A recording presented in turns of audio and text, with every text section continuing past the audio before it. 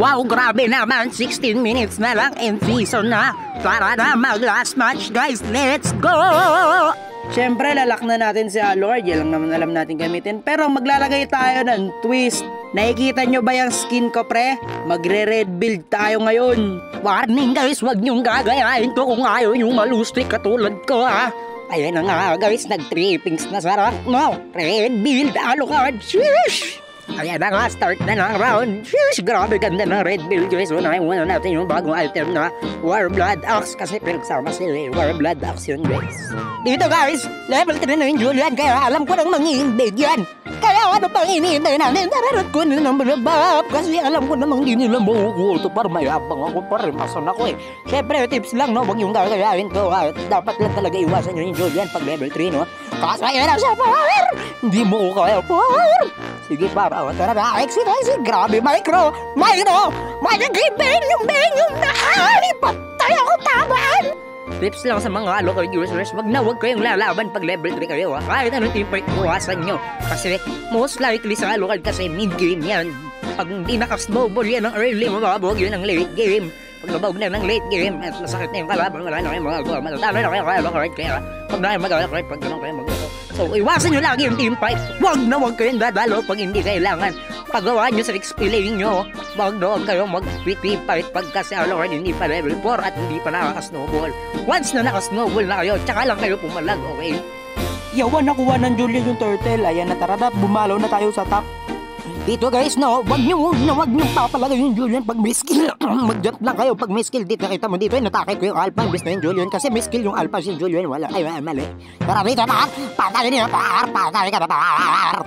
Kompleto kami dito guys. Magkukuha-contest kayo sa turtle. Dapat lagi kayo kompleto. Pero nagkamali ako dito guys kasi once na kayo yung turtle, dapat papasimulan nyo talaga yun sa kalaban. Ngayon makamukuha pa ng Julian katulad nandito. Hindi naman ako rin 3 gods pero wala pa rin.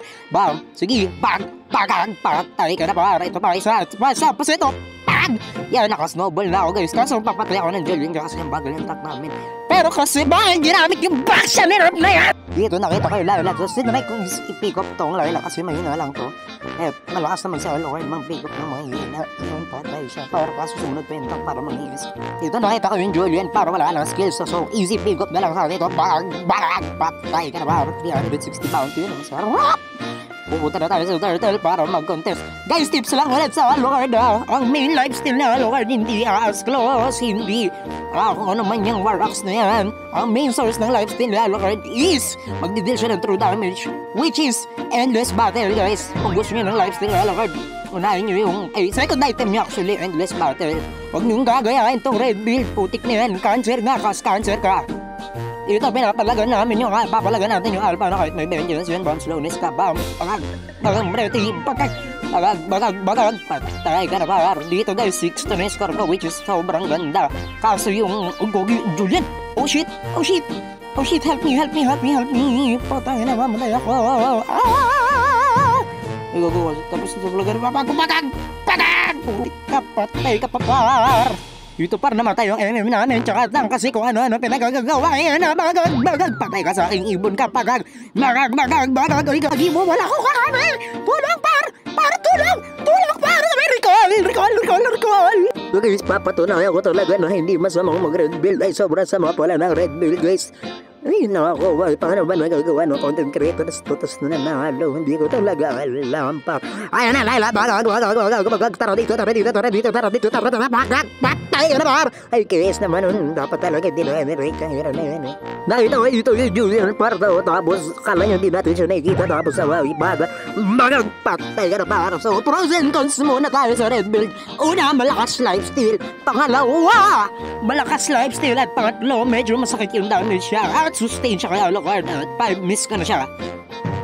Dito pa nakita ka Alpha o balag. Kala mo makakano ka pa ibon ka balag patay ka na rapa o grabe sumama pa yun sa hukay.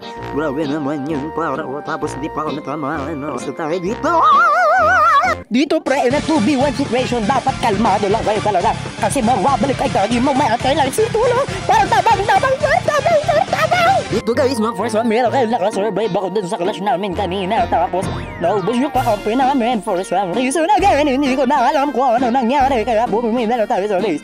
Ayun talaga, stay true lang talaga tayo sa Red Bull guys. Mas cancel pa dito yung Mia guys. Shoutout sa Mia. So anyways, kung napapansin nyo sa buong video guys, hindi ko ata pinakita. Pero kanina pa switching lang lane yung Mia namin dito sa top, sa bot, sa bot. Ayun na naman, patay na naman yung Mia, diba? Sabi ko sa'yo, parang daming epic dito sa mundo eh. Oh, yan na, sige par! Sige par! Patayin yan par! Pick up lang, ito pa isa pa par! Makakambak namin tong laro to end season na! Ayun na par! Sige pa, ayan na, triple kill ba yan? Diyos Lord kasi, ano ba yan? Ayun na, sige, tara, kill lang. Par! Walang kurap par! Wala na lang kurap par kasi ito na guys! Makakamba ko na ito laro to! Walang kinalaman ng skill ko!